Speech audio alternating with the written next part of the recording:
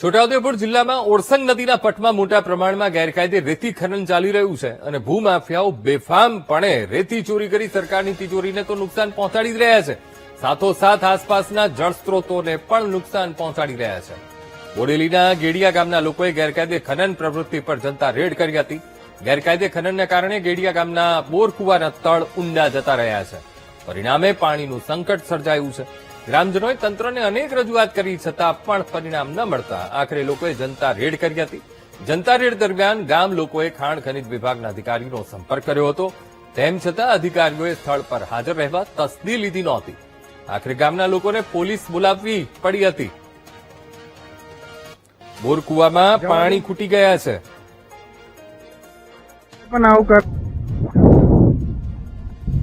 ગેડિયા ગામની અંદર જે લીજો ચાલુ છે એ લીજોની અંદર અનલીગલ લીજો છે, જે 2 નંબર કહેવાય. જે 2 નંબર રીતે રેતી ભરવામાં આવે છે, તો આ 2 નંબર રેતી ભરવાથી અમારે કુવા અને બોર સુકાઈ ગયા છે, તો પાણીની તકલીફો પડવા માંડી રહી છે. તો અમારે હવે પાણીની તકલીફો પડે છે, તો અમારે કેવું કોને?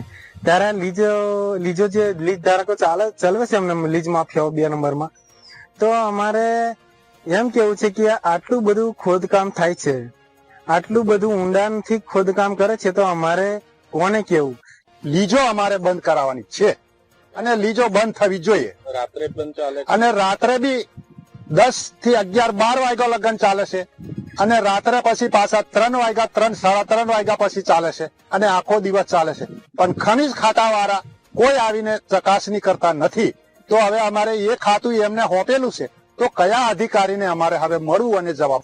ગેડિયા જૂથ ગ્રામ પંચાયતમાં રેતી ખનન બાબતે અમને મૌખિક જાણ કરવામાં આવતા સરપંચશ્રી, તલાટી કમ મંત્રીશ્રી, ગ્રામજનો દ્વારા સ્થળ ઉપર તપાસ કરી ગેરકાયદેસર ખનન માટે અટકાવવા માટે કાર્યવાહી કરેલી હતી. તારીખ 9/2/2026 ના દિવસે ભૂસ્તરશાસ્ત્રી કચેરીમાં મહેરબાન કલેક્ટર સાહેબશ્રીને, મહેરબાન મામલતદારશ્રી બોડેલી સાહેબમાં અને ખાણ ખનીજ ઇન્સ્પેક્ટરશ્રીને પણ વોટ્સઅપથી, ટેલિફોનથી અને લેખિતમાં પણ જાણ કરેલ છે. અને ખાણ ખનીજમાંથી જે ઓરસંગ નદીમાં ગેરકાયદેસર રેતી ખનન થાય છે તે અટકાવવા માટે ગ્રામ પંચાયત દ્વારા લેખિત કાર્યવાહી કરવામાં આવેલ છે.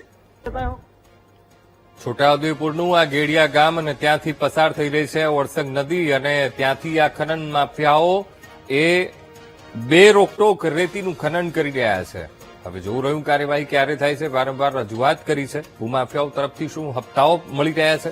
ખાણ ખનીજ વિભાગ હોવા છતાં શા માટે જનતા રેડ કરવાની ફરજ પડે છે? આ સવાલ અહીંયા થઈ રહ્યો છે. શું ખાણ ખનીજના અધિકારીઓ જ ઘોર નિદ્રામાં છે? શા માટે એમને આ રેતી ખનન દેખાઈ નથી રહ્યું? ખનીજ ચોરી પર શા માટે તંત્રની લગામ નથી? એ સવાલ અહીંયા ઓરસંગ નદી પરના દ્રશ્યો પરથી જોવા મળી રહ્યા છે. કારણ કે પુષ્કળ પ્રમાણમાં ગેરકાયદેસર રીતે રેતી ખનન થઈ રહ્યું છે. આ ઓરસંગનો પટ અમે આપને બતાવી રહ્યા છીએ ને કેટલું રેતી ખનન એ પણ ગેરકાયદેસર રીતે થયું છે. લીઝ વગર રેતીનું બેફામ રીતે ખનન માફિયાઓ ત્યાં રેતીનું ખનન કરી રહ્યા છે. તે છતાં પણ કોઈ કાર્યવાહી નથી કરવામાં આવી. વારંવાર રજૂઆત કરવામાં આવી, તે છતાં પણ એ રજૂઆતોને ધ્યાને ન લેવાઈ અને માટે ત્યાંના સ્થાનિકો જાગે છે અને ત્યાંના સ્થાનિકો ત્યાં પહોંચે છે અને જનતા રેડ કરવી પડી હતી. હવે સવાલ એ છે કે શું ખાણ ખનીજના અધિકારીઓ કરી શું રહ્યા છે? શું ઘોર નિદ્રામાં છે?